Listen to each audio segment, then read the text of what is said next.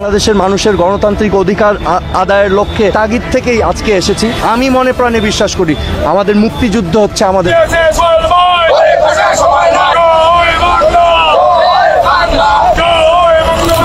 16ই ডিসেম্বরকে কেন্দ্র করে আওয়ামী লীগ নেতাকর্মীরা সর্বকালের বড় সমাবেশ ডাক দিতে যাচ্ছেন, এমনটাই মনে করছেন রাজনৈতিক বিশ্লেষকরা।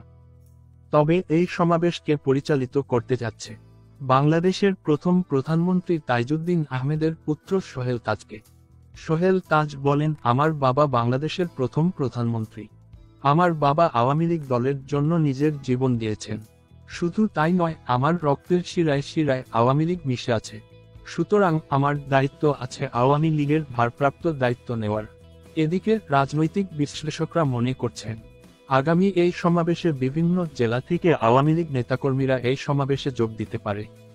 এদিকে সাধারণ জনগণ বলছে, ডক্টর মোহাম্মদ ইউনূস বাংলাদেশের সংস্কারের কাজ করতে গিয়ে 2 মুঠো ডাল ভাত খেয়ে বাঁচার অবস্থা নষ্ট করে ফেলছে।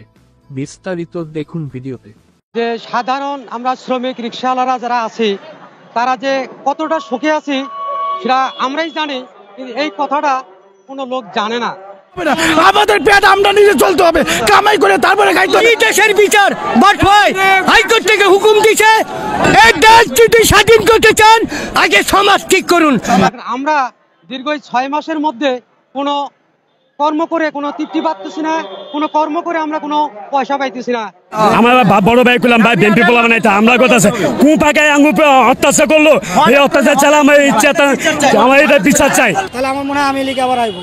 রাস্তাঘাট বন্ধ হয়ে চিন্তায় মিনতে এটার জন্য আমার মনে হয় আমি লিগে আইবো। এখন আজকে দেখেন সাধারণ মানুষের যে পর্যায়ে দাঁড়িয়েছে, 1 কেজি আলুর দাম 80 টাকা, 1 কেজি পেঁয়াজের দাম 120 টাকা। বিএনপি ভালো, কিন্তু বিএনপির পোলাপান যে করতেছে এগুলো তো দেখার মতন না। সমাবেশে বক্তব্য করলেন শেখ হাসিনা। এবার ঘোষিত হলো আগামীকালকেই যুক্তরাজ্যে একটি সমাবেশ হবে।